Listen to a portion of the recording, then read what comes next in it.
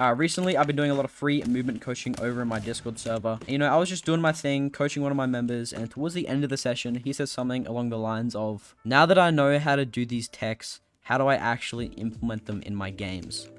And it kind of stumped me, it kind of stuck with me, because I, like almost every other movement player in this game, learned how to implement our techs through just time. So through the thousands of hours that we've put in, and over time we've just built that muscle memory of movement and stuff like that. But if you go on YouTube right now and search how to implement movement in Apex, you're really not going to find all that much. Sure, you'll find some guides, but never an actual full video on genuine tips on how you can implement your movement techniques into your game.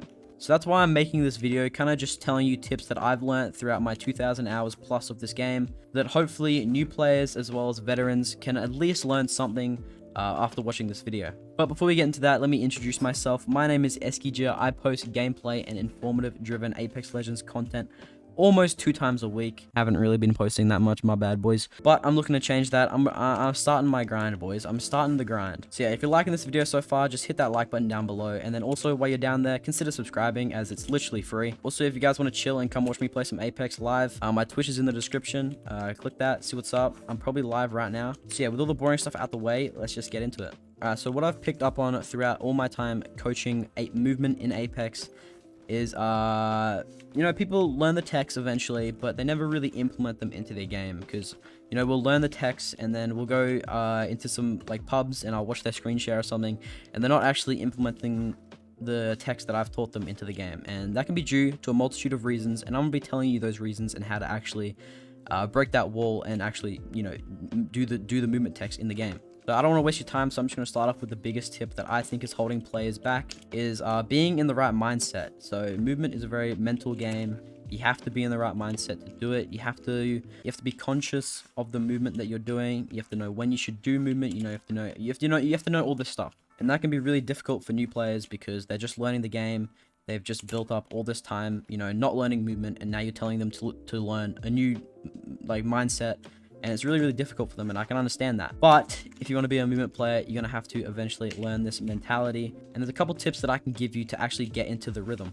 Post-editing, Eskyja here. While editing this video, I actually thought of another tip that I forgot to mention. Is Asu put it really, really well in his movement guide, and that's to picture the game like Mirror's Edge. If you guys don't know what Mirror's Edge is a parkour-based game where you're traversing the landscape of this city. You're using all of your surroundings, all your environment to get to point A to B, basically.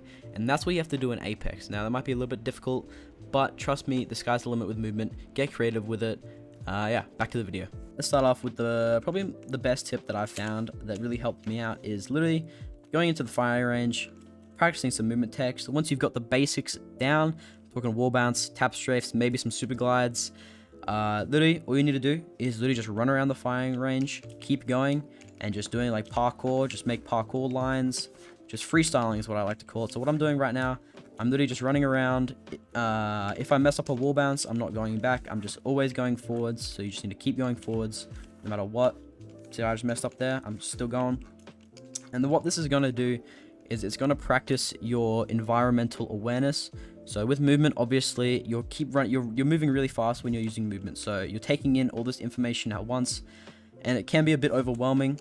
So this will practice that. So what you're practicing is you're moving into a new environment, a new area, and you're locating what you need to use. So right now I'm locating, okay, I have a wall here, a wall bounce off that, tap strafe back up, walk up these stairs, stuff like that, you know. I can tap strafe this way, wall bounce off this, wall bounce, tap strafe back up the stairs, stuff like that, you know. So always taking in your environment, seeing what you see, learning it really, really fast, getting that quick reaction time. And that's probably the most important thing in movement, is just your quick reaction time. Knowing your surroundings, knowing your maps. The second tip I have for you is actually a clip from Daltouche. Now, I'll pull it up right now. The clip is a Bloodhound going for a wall bounce, failing it, and then everyone kind of laughing at him. It is pretty funny, but if you want to be able to learn movement, you're going to have to do what this Bloodhound does. Now, think of the Bloodhound as like a role model of some sorts. You want to be the Bloodhound in this situation. The Bloodhound took the chance of hitting the wall bounce or failing the wall bounce, and obviously he failed it, but he had the right mindset. That's the biggest takeaway from this clip, is Bloodhound was in the right mindset going into it. He was aware that he could wall bounce in that situation, and he took the first step in practicing it. He took the first step in becoming a movement player of some sort. So yeah, just go for stuff. That's the main point I'm trying to convey with this tip is, at the end of the day, it's just a video game. You're playing pubs. Doesn't really matter if you die. You may as well just send it and try and hit the clip. You may as well just send it, try and practice, you know. If you mess up, you mess up. If you hit the wall bounce, you hit the wall bounce. Not that big of a deal. Alright, let's move on to another thing that I used to do all the time when I was starting off is I'd just be running around in the streets of Fragment West, and I'd see a wall like this one right here, and I'd literally just run up to it and wall bounce. Whenever I'm rotating, whenever I'm just sitting around doing nothing, just downtime in the game, I just find a wall and wall bounce off it. Now, this can be really helpful because obviously you're building up your mechanics with wall bouncing, but it's also building up like your environmental awareness once again, because you're actually in the map.